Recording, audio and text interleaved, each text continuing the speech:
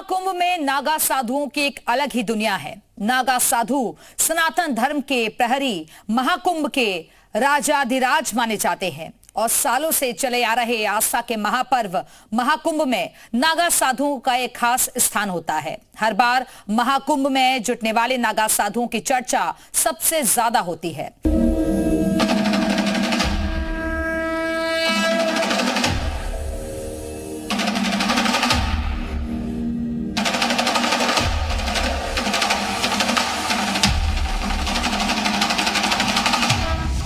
शिव सी जटा, हाथ में डमरू, त्रिशूल, शरीर पर भस्म, बिना वस्त्र के अवधूत।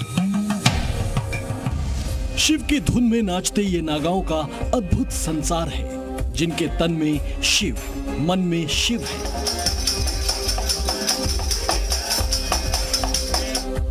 साधना आराधना में महादेव बसे हैं।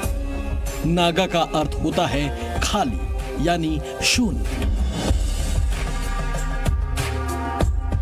शून्य यानी आदमी के अस्तित्व में मोह, माया, दिन दुनिया, सब कुछ नगण्य। अगर कुछ है तो वो है शिव और उनका सत्य।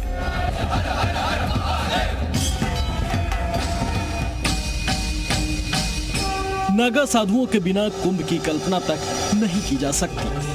हर बार कुंभ में जुटने वाले नागा साधुओं की चर्चा सबसे ज्यादा होती है। इसका कारण है उनकी जीवन शैली, पहनावा और भक्ति।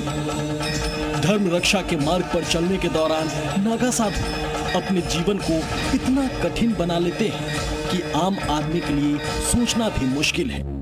सबसे पहले तो नागाओं का सबसे प्रथम श्रृंगार है जटा। जटा जो है जिसे आप लोग सोना चांदी पहनते हैं, तो नागा बाबाओं का आभूषण में जटा भी आता है, रुद्राक्ष भी आता है, बभूति भी आता है, खप्पर आता है, चिमटा आता है, कमंडल आता है। तो नागा बाबाओं का 16 श्रृंगार होता है। ऐसे एक बढ़ करके होता है। बता गया कि सबसे 17 श्रृंगार होता है।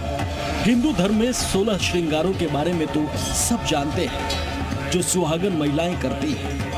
नागाओं के लिए भी श्रृंगार का मतलब वही होता है जो किसी आम महिला के लिए होता है, मगर इसका मकसद दिखावा नहीं, बल्कि उस साज श्रृंगार को अपने भीतर महसूस करना होता है। अपने इष्ट देव शिव को प्रसन्न करना होता है।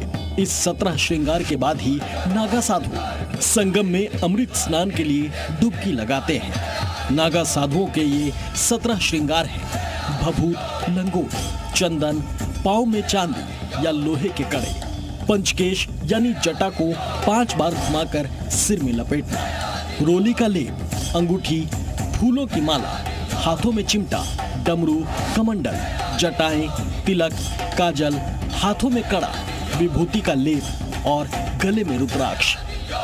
ये नागा सेना का श्रृंगार है। इन लोगों को करना पड़ता है, जैसे आम सेनाओं में होता है श्रृंगार। सब अस्त्र शस्त्र जो भी है उनकी वर्दी, यहाँ से श्रृंगार करके जाएंगे, फिर गंगा जी में श्रृंगार उतारेंगे, फिर वहाँ से श्रृंगार चढ़ाएंगे, यहाँ आएंगे। वो नागा सन्यासी एक अलग सेना है। ये सेना बनाई गई है, वो एक गढ़ है, वो सेना में नहीं आते। ये सेना इसलिए बनाई है कि संसार की रक्षा के लिए, समाज की रक्षा के लिए।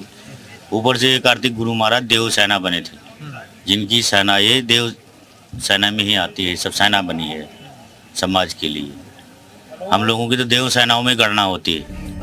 नागा सन्यासियों के दर्शन इतने दुर्लभ होते हैं कि ये या तो अपनी स्थायी छावनी स्थित होते हैं या फिर महाकुंभ में दिखते हैं।